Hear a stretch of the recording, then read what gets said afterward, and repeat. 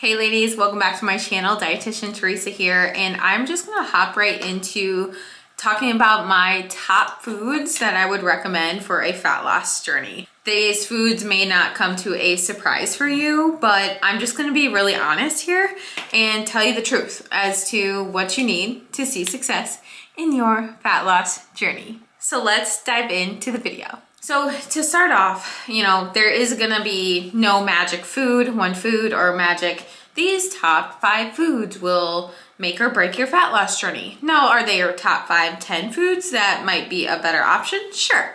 But I just wanna give you the lowdown on some options that you could put your focus towards when you are on a fat loss journey.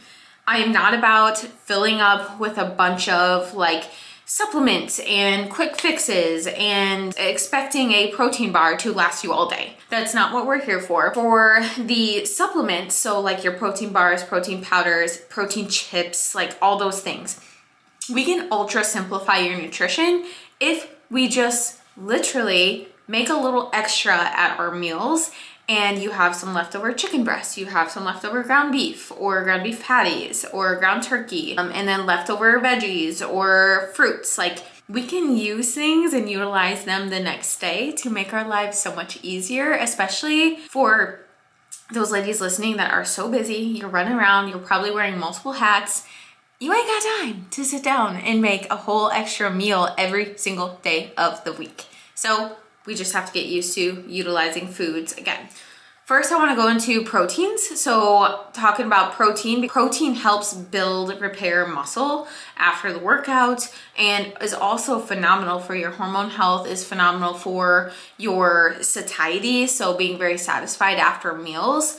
And that is, protein is a great thing to have in your daily diet. Think about protein sources. I'm gonna hop a list of foods here up on the screen, and these are not limited to these foods. You can have more, but this just gives you an idea of where to start. I'm talking keep it simple, keep it quality proteins. I'm thinking more animal-based protein. So you got beef, chicken, turkey, fish, and sometimes pork can fit in there, and then doing like Greek yogurts, cheeses, things like that have some protein in them.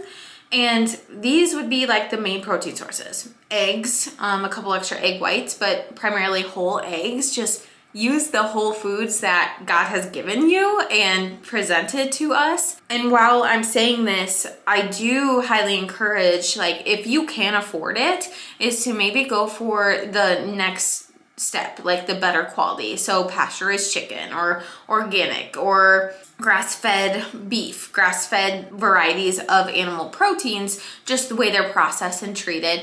You make that decision on your own though. Whatever your beliefs are, definitely make those as far as ethical considerations.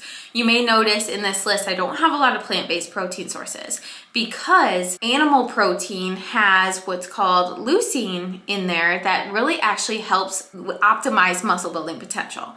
I like to primarily focus on animal sources of protein, and you can have plant-based proteins like beans, quinoa. If you like tofu, you can throw that in there, but I'm not against it. It's just I like to encourage simple and what's going to get you the most bang for your buck without having to think, oh, I have to pair so many different foods to make a complete protein with plant-based sources. There you have it with proteins.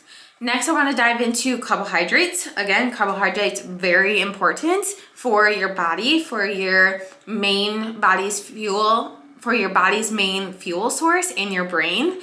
That really helps with workouts. Carbs actually work with protein. If you don't have carbs, protein actually doesn't get utilized as efficiently, crazy enough. But I won't get too sciencey, I'll just tell you that.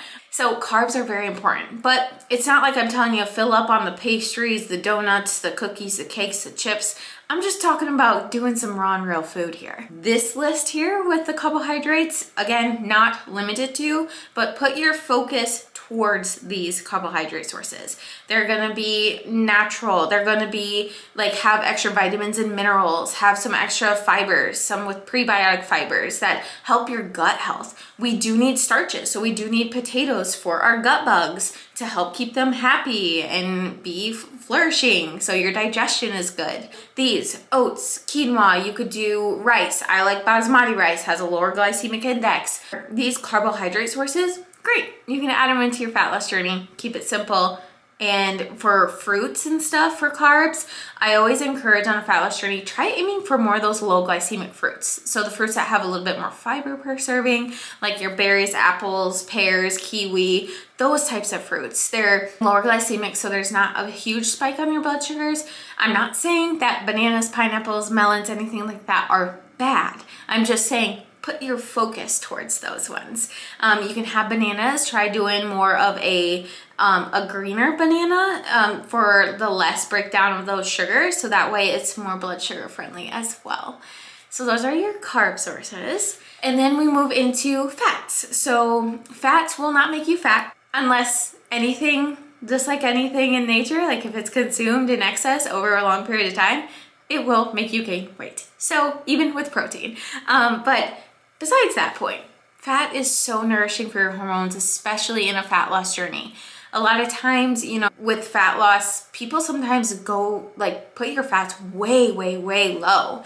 If you're not going for a bikini competition, you're just going all over for general overall health, improving body composition, losing some fat, building some muscle, going for that strong, lean body, we don't really need to get that like low in fat. That's not really great for your cycles. That's not great for your estrogen, progesterone, ovulation, things like that. We want to keep your cycles healthy. We want to keep your hormones happy. So fats are where those are at. This list here, again, not limited to these fats, but these are going to be very nourishing. Some have fiber in them. Some are heart healthy properties. You got avocados, avocado oil, using ghee, butter, even like the animal fats from like steaks and things like that. Saturated fat is not bad in itself. It's what we do consistently over time, and consider your variety of lifestyle factors too, because saturated fats get a super bad rap. But I mean, as long as you're not taking out a stick of butter every day, I think you're gonna be okay. And I'm sure not a lot of people are doing that. In general, we wanna have a variety of these things. And notice that like with the, like olive oil is in there, but also butter is in there. So there's a mix between your animal fats, and then there's a mix between your plant-based fats. So that's what I'm about. Variety is key. So now we have our non-starchy vegetables. So like this is gonna help increase the volume, increase fiber, can help keep you satisfied while not increasing calories too high, because in fat loss we are in a slight calorie deficit. So this can really help bulk up your meals, help you feel so much more satisfied with filling up with like about a cup and a half of cooked, or about 2 cups uncooked of these veggies.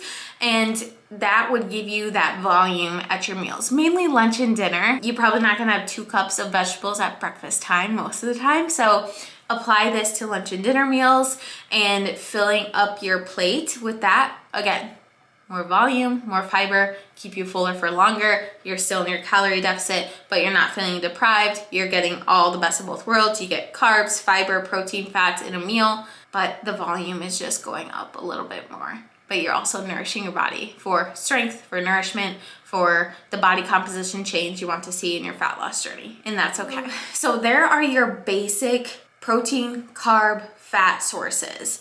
And sometimes it can be confusing when you are tracking your macros too. I get it, like, because people are like, but wait, peanut butter is a protein and a fat, but how does that work? And it has some carbs. So to help you guys out, I did create like a macro cheat sheet that can help you see like, okay, these are mainly protein sources, these are mainly carb, fat, and then there's overlap in some food sources that have protein and fat, that have carbs and protein, those types of things. So you can check that out if you just download the free guide in the description below, and you won't miss a YouTube video either, because I send out emails to let you know that I posted a YouTube video so that you can check it out and stay up to date.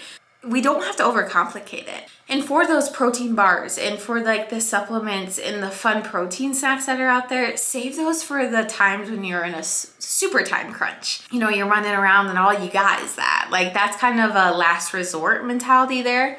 So how to apply these things? So you're like, okay, you're telling me make it easy, but how do I actually make it easy?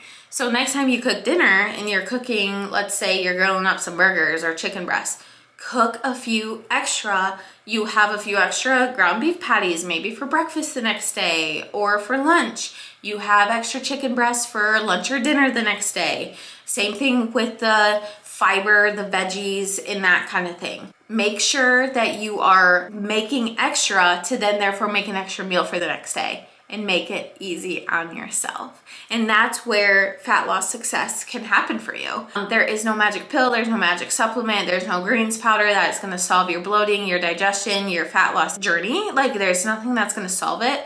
What it's gonna take, that dedication and you committing to consistency on a daily basis and going at it and being very adaptable in your journey, learning, growing from the day before, and just trying again the next day, the next meal, that kind of thing.